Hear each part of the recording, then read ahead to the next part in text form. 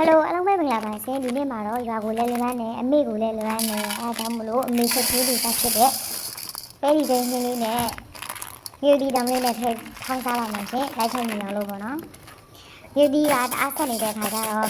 စက်ပါလေးနဲ့ရောပြီးတော့လိတ်ထောင်းလေးထောင်းမှုပြင်ဆင်ထားပါမယ်ရှင်ပဲလေးကိုတော့အကျက်ညံလို့လက်နဲ့အဆက်ပြတ်မှုပြီးတော့လော်ပေးရမှာနော်အကျက်ညံလို့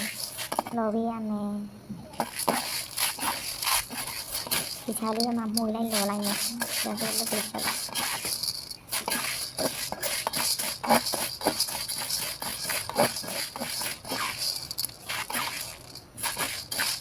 ဆက်ရတော့တဲ့အနေထားလေးရောက်ပြီပေါ့နော်အဲ့ဒီချိန်မှာစက်သားလေးပြုတ်မယ်ပေါ့နော်စက်သားလေးကိုပြန်နှိုးပြီးပြုတ်မယ်အေးခံထားတဲ့ပဲလေးကိုကြတော့ပိတ်ရွာမှာလို့သကောစကားမရှိဘူးပေါ့နော်သကောစကားမရှိတဲ့အတွက်ကြောင့်မလို့ကိုစကားလေးထဲမှာပိတ်စာလေးထည့်ပြီးတော့ဘောကပလင်းလေးနဲ့နှိပ်နိုင်မယ်နော်ရွာရဲ့အမြင့်တက်လေးအပြည့်ရတဲ့အချိန်မှာလေအမြင့်ကိုတအားလန်းနေရဆိုရင်တော့အဲ့လိုမျိုးလှုပ်ဆိုင်ရတယ်နော်ခဏခဏပဲအမေလှုပ်ကြည့်တင်းနဲ့နေကြရရမ်းပြီးရသူရဲ့အခွန်လေးပဲစီလေးကြီးကြည်သွားရအောင်ပေါ့နော်အခွန်လေးလည်းကျွတ်အောင်လို့ဒီခါလေးစိတ်ကြီးလေးနဲ့လုပ်ပေးရပါမယ်အမှန်တကယ်အချိန်ကုန်တက်တာကျနေဆိုလို့ရှင်တော့ပဲဝါလေးအေးဝယ်ပြီးတော့ဒီခါလေးရေဆေးပြီးတော့ချက်စားလို့လည်းရရနော်တကယ်တော့တမင်တကာကြီးရွာကိုလွမ်းလို့ပဲနောင်ရင်းလေးချက်စားပြတာပါရတော့တဲ့နေချာရလို့ရှင်တော့ဘန်းလေးလေးထည့်ပြီးတော့သူ့ရဲ့အခွန်လေးကိုပြပေးလိုက်မယ်ပေါ့နော်ပြပြီးလို့ရှင်တော့သူ့ရဲ့အခွန်လေးကိုရေလေးတီတီချာချာလေးကိုဆေးပေးရပါမယ်ဒါမှသူ့ရဲ့အနှံ့ကြီးပြောက်အောင်ပေါ့နော်လော်ထားတဲ့အနှံ့ကြီးပြောက်သွားရအောင်စက်သားလေးလည်းရပြီပေါ့နော်စက်သားလေးရပြီဆိုလို့ရှိရင်ပကံလေးနဲ့ထည့်ပြီးတော့အေးခံထားပြီးတော့သူ့ရဲ့အသားလေးတွေကိုပေါ့နော်မှွာထားမယ်ဒီလေးနဲ့မနက်ဖြန်စာဆိုတော့နော်အများကြီးလုပ်လိုက်တယ်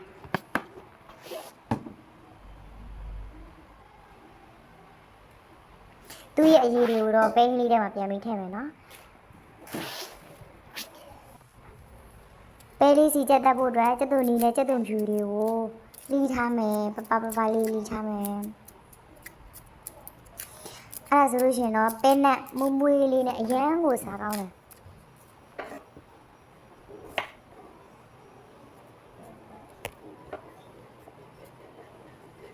စီချက်နဲ့မွေးလေးပဲဟင်းနဲ့မွေးလေးနဲ့အရန်ကိုစားကောင်းပါရဲ့ရှင်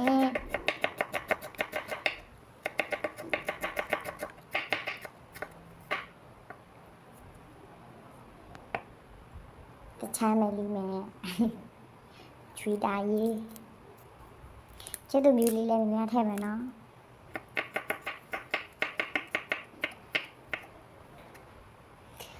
ခုလိုနေပြင်းနေတဲ့ခါတွေကြားလို့ရှိရင်တော့ဒီလိုမျိုးစီပြန်ဟင်းနေနေ့တိုင်းစားနေမဲ့ဒီလိုမျိုးလေးကိုလှုပ်ရှားခြင်းတော့အရင်နဲ့ထမင်းစားလဲမိန်တယ်စားလို့လည်းကောင်းတယ်စီပြန်ဟင်းနေညီးငွေလာပြီဆိုလို့ရှိရင်ပေါ့နော်စီပြန်ဟင်းနေငပိတွေပဲနေ့တိုင်းစားနေမဲ့ဒီလိုမျိုးလေးလှုပ်ရှားခြင်းရမ်းကိုစားကောင်းပါတယ်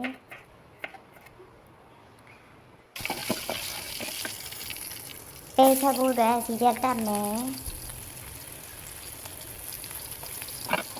ဒီကလေးတွေရလောက်ပြီဆိုလို့ရှိရင်တော့ဆွမ်းနာကရေလေးတွေစာဆေးပြီးတော့တန့်စင်ထားတဲ့ပဲလေးတွေကိုလောင်းထည့်လိုက်မယ်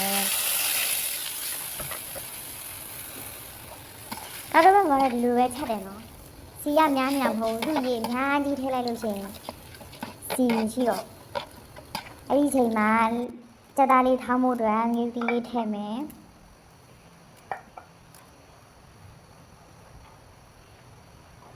ငရုတ်တီးကအရင်ကဆက်လို့နည်းနည်းပဲထည့်ပါတယ်ချိုးမုတ်လေးနည်းနည်းထည့်မယ်စားလေးနည်းနည်းထည့်မယ်ပြီးရင်ကျက်သွန်ဖြူနီလေးကိုလည်းထည့်မယ်မညက်တညက်လေးထောင်းမယ်တော့အရင်ညက်နေစရာမလိုမညက်တညက်လေးထည့်ထောင်းမယ်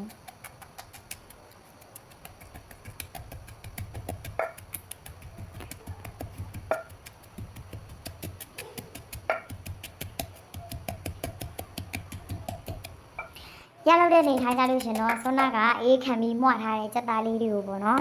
ထ ထည့်ပေးမယ်ထည့်ပြီးတော့ဇွန်းလေးနဲ့မှုတ်လိုက်ထောင်းလိုက်နဲ့ဖွားဖွားကလေးပေါ့နော်မွေးလိုက်ထောင်းလိုက်လုပ်ပေးမယ်အမေဆိုတုတ်လဲရတယ်နော်လက်နဲ့နေပြီးတုတ်လဲရတယ်ဒါပဲစက်သားကအရန်ကိုဟုတ်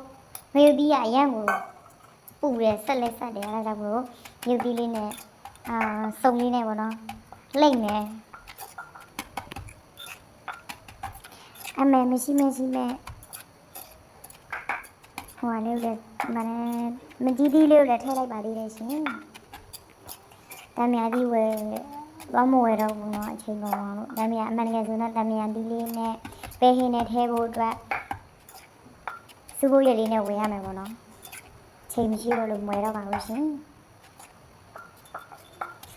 အမေဖြူပဲဖြူရောဖြစ်နေတယ်နော်ဖြူပဲဖြူရောဖြစ်နေတာတော့မြုပ်ကြီးရဆက်နေတော့မှပြီးလို့ရှိရင်တော့စီစိမ့်လေးလောင်းပြီးတော့ညီးကြည့်လိုက်မယ်စီစိမ့်နဲ့မွေးလေးနဲ့အရန်ကိုစားကောင်းပါတယ်ရှင်လက်ဆိုင်ကြည့်ပါရှင်ရေစိမ့်ထားတဲ့ကြာကြံလေးတွေကိုပဲဟင်းနဲ့ထည့်ပြီးတော့ချက်ထားလိုက်တာအခုဆိုရင်ရပါပြီလောက်စားကြည့်ပါရှင်ရန်စားကောင်းပါတယ်အားလုံးကျေးဇူးတင်ပါတယ်ရှင်